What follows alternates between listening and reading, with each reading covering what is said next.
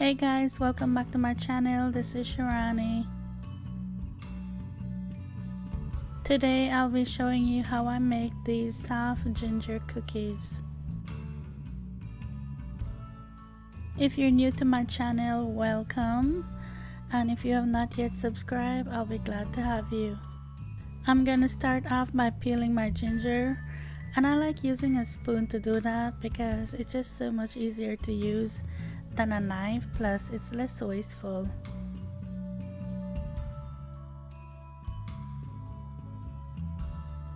Now I'm going to show you this trick that I learned recently.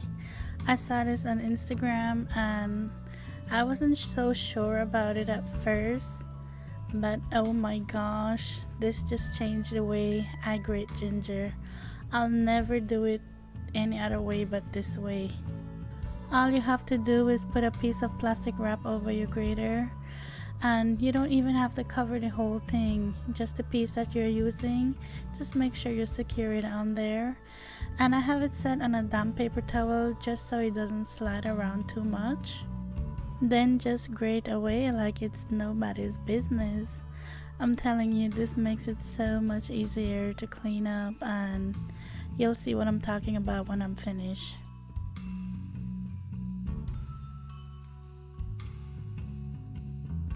Will you just take a moment and look at the grater? There is nothing left to clean. Oh my gosh. You don't understand. This is life changing. Like for real. This is life changing. Thank you to that person on Instagram that made my life so much easier. Okay, now it's time to get started on the cookies. To my bowl, I'm adding some shortening, white sugar, molasses,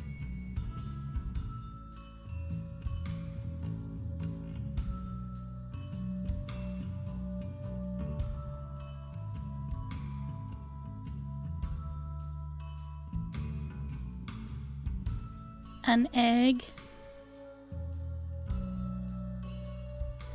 and some water. I'm just giving everything a mix for about a minute or so with my electric mixer.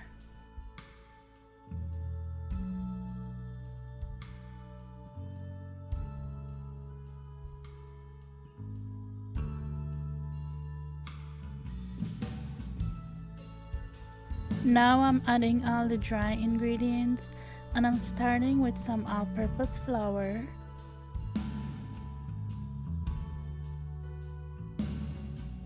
salt,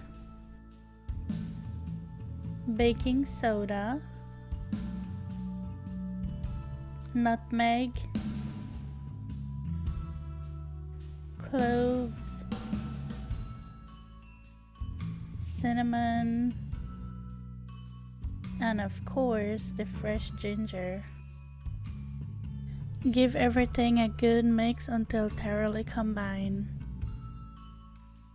You can use ground ginger if you want, but I'm telling you, if you ever make it with fresh ginger, you'll never go back and use ground ginger.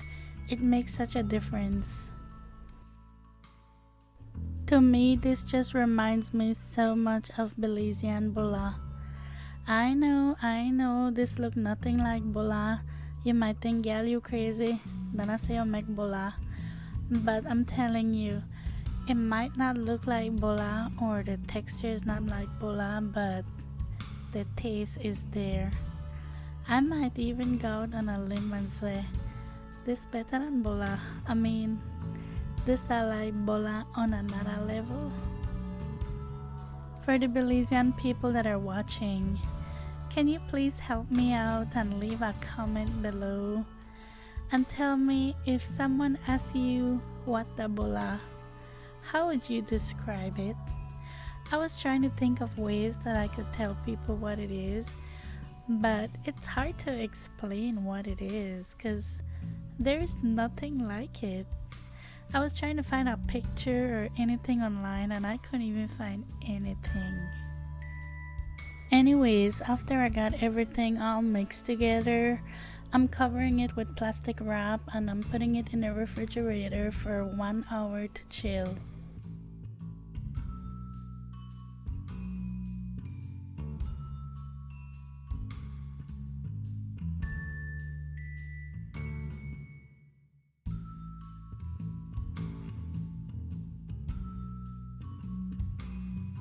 I have my baking sheet lined with parchment paper. I'm using a 1 tablespoon cookie scoop here to put them on the pan. If you don't have one, you can just use 2 spoons to do that. And I'm just putting them a couple inches apart on the pan.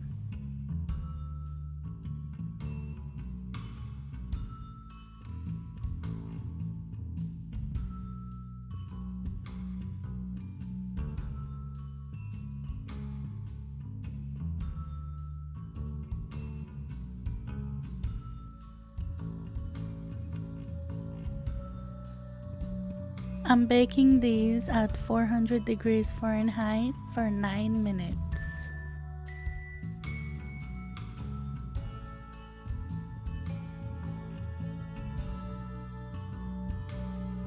This recipe makes a lot of cookies. It makes 3 dozen.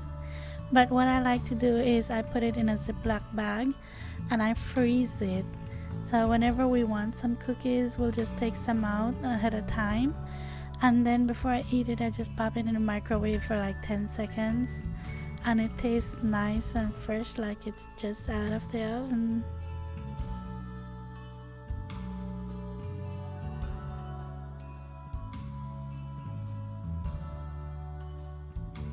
This is what it looks like on the inside. It's like a cross between a cake and a cookie. I don't know. Maybe a cake-like cookie? Something like that. Well, I hope you give this recipe a try. And as always, thank you for watching. Thank you for spending time with me. And I'll talk to you in my next one. Bye.